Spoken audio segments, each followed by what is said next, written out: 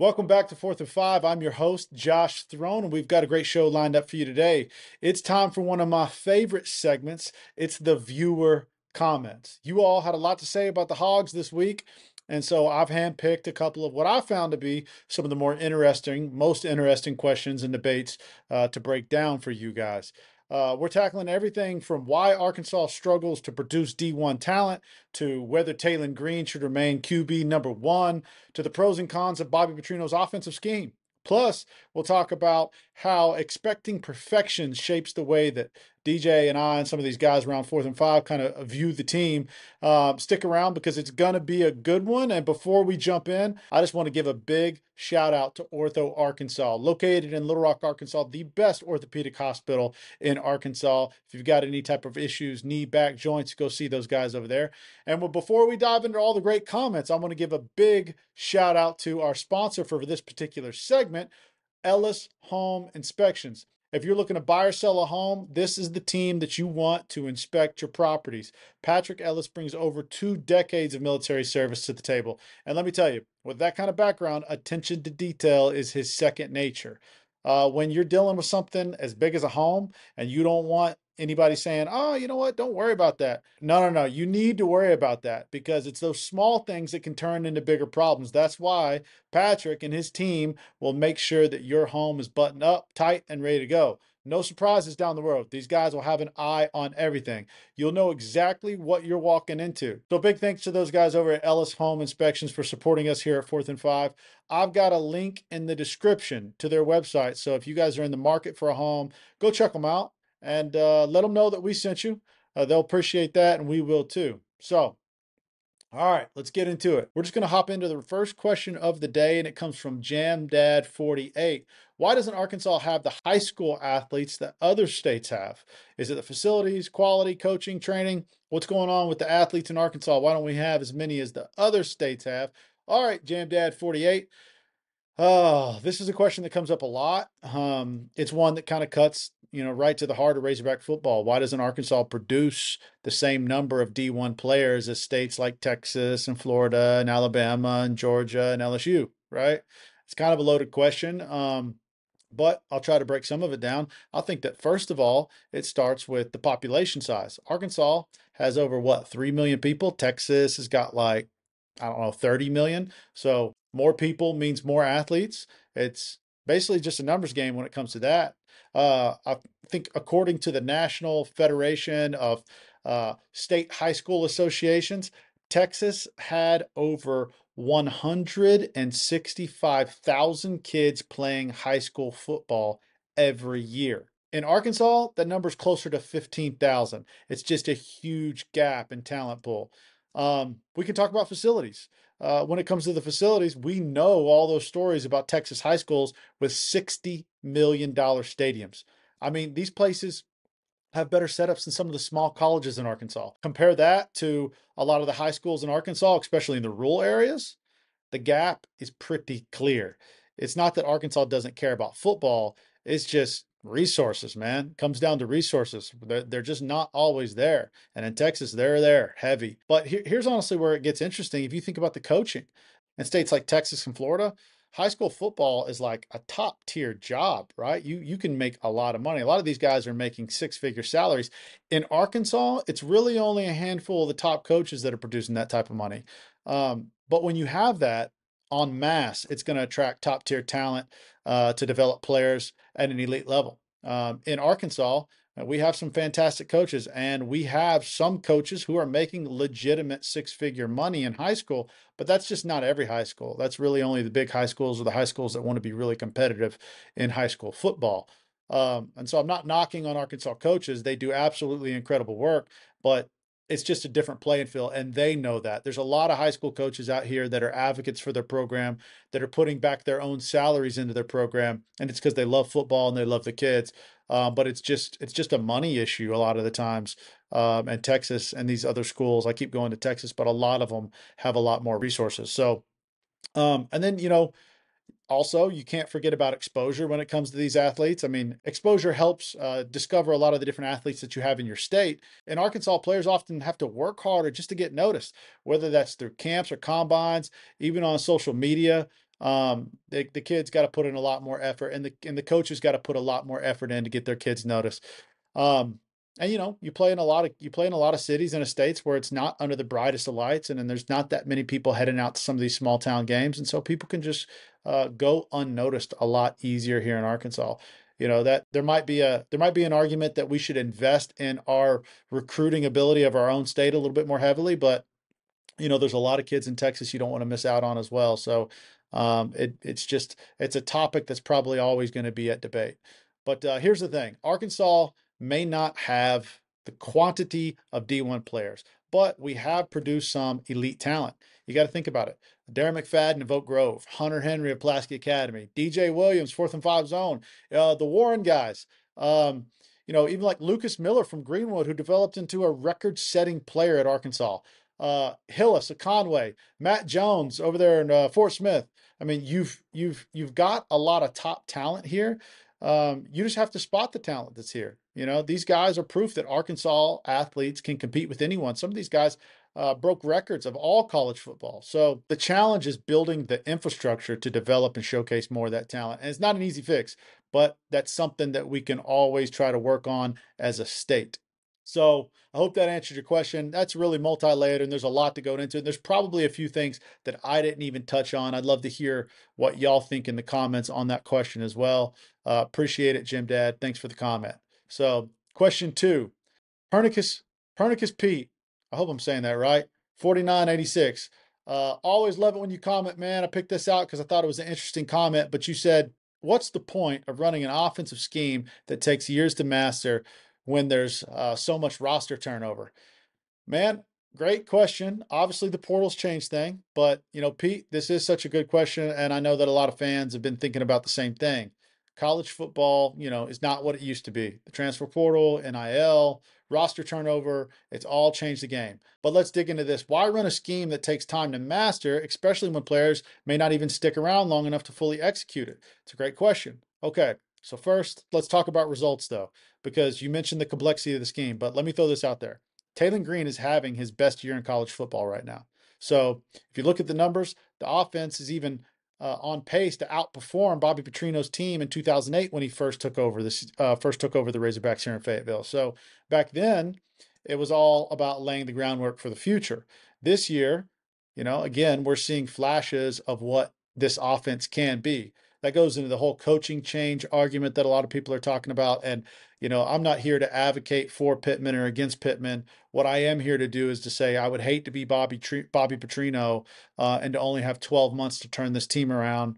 It's a whole new offense. You might as well call that a whole new coaching change because they have an entire brand new install there. So I would like to see Bobby Petrino get more than 12 months. That's why I guess I'm an advocate to keep this coaching unit together for next season because I just see it developing. I just want to put it out there that I look at this offense like a first-year offense. So, there's still moments where you're pulling your hair out because of a misread or, an unnecessary scramble. He leaves the pocket too early, but that's just a part of the learning process in Petrino's offense.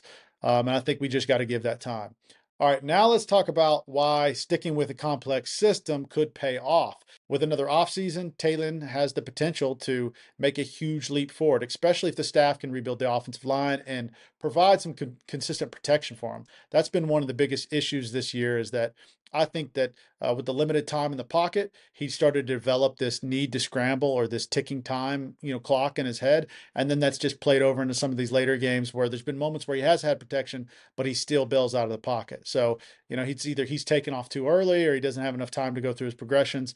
Fixing a lot of that stuff is going to change everything. I mean, that's where the plays are made. If you don't have an offensive line, it's hard to really even see if you've called the right play, if that play can even develop. So, here's something else to think about. Petrino's system, when it works, it isn't just good, it's elite. He's one of the best offensive minds in the country. It's the kind of offense that can put up 40 points in a game and make an Arkansas a true SEC contender. The challenge is getting everybody on the same page, and that takes time. It always takes time. So, look, I get the frustration, and fans want results now. But if this offense is already showing signs of improvement, imagine what it could be with another year of development. I truly believe that Taylen Green has the tools to be a good quarterback. I really do. He's got arm strength, he's got athleticism, man, he's got leadership. but he's got to put it all together with the mental part of it, getting comfortable in the pocket. Accuracy, he does need to improve on. I'll give that to everybody. But I do think that he has what it takes to be a really good college quarterback, and he just needs the time and the right pieces around him to put it all together. So that's my take on him. All right, next question. Let's take a look at it. Jimmy Flyhookem 2758 said, "Why hasn't Bobby Petrino or Sam pulled Taylen Green? Is it politics?" All right, Jimmy Flyhookem. I think this one's a little bit of a loaded question, so I'm going to try to unpack it. If you're asking why Taylen Green is still the starter despite some of his struggles, and you're wondering, like, is it NIL politics that are playing a role? That's a fair question. I think that a lot of fans are probably asking the same question. So first, let me address the NIL angle. Is it possible that NIL money influences decisions of these programs? Yeah, sure. I think that big donors hold a lot of weight when it comes to stuff. And if you're paying a kid a lot of money, there's probably some expectations for him to perform, or else it kind of feels like you're burning money. But do I think that that's happening here in this particular scenario? No, I don't. I think that Bobby Petrino is not the kind of coach who's going to let anything but football dictate his decisions. Um, his job is to win games. That guy wants to win. He literally lives and breathes winning football. And so he's going to start the quarterback who gives him the best chance to do that. Now, why Taylen Green? I think it comes down to potential. Green has certain tools that you can't teach: size, athleticism, speed. He just has that playmaking ability that a lot of guys can't cut. And when he's on, he's electric. The problem is obviously his consistency. He's struggled with decision making and progressions, and it's frustrating to watch. As a fan, I get it. But here's the thing: we don't see what happens at practice. Petrino does. We don't see the mistakes that the other quarterbacks makes. Petrino does. We don't have the years of experience in determining who's going to be the best quarterback, but Petrino does. And so if he's sticking with Taylen Green, it's because he believes the Green ceiling is just higher than Malachi Singleton's is right now. I'm not saying that Singleton won't get his shot. I'm not saying that Singleton doesn't get in the game and show some sort of playmaking ability that he hasn't really performed in practice. Some guys are just game players, so I don't want to take that away from him. But I'm just saying that if Coach Petrino is playing Taylen Green over Malachi Singleton, then I think it's because he's just shown to be the best option for us. He's going to give us the best chance to win. And so I just think the coaches think Green gives them the best chance to win today. That's it. And, let's not forget Petrino's offense is tough to learn. It's possible that Singleton isn't quite ready to take the reins. Trust me, no one wants to win more than these coaches. No one's definitely wants to win more than Bobby Petrino right now. To come back and have your second opportunity at the University of Arkansas, you don't want to go out in 12 months and then get let go. With this entire staff, he wants to win. He wants his offense to be the best. And I think he's going to make the best decision and put the guy out there that can lead him to the win. So, I mean, if he thought the change would help, I think he'd do it in a heartbeat. So thanks for the question, Jimmy Fly Hookem. All right, next up, we've got SDTX1112, who said, "Love the podcast, but expecting near perfection from a very imperfect team is an exercise in futility." I had to look up that word just to make sure I knew what it meant. So, first of all, SDTX, thank you for the kind words. I'm glad you're enjoying the podcast, and I appreciate the honesty here. So, let me start by saying, you're absolutely right. No team's perfect, and expecting perfection isn't realistic. But I guess let me explain where I think DJ and I are coming from, and a lot of our approaches, and why our approach might come off that way sometimes. I think that both DJ and I and all the other Grant and Matt and guys I even went to high school with, but quite frankly, I think that all of us was shaped by experiences in football where the standard was always set incredibly high.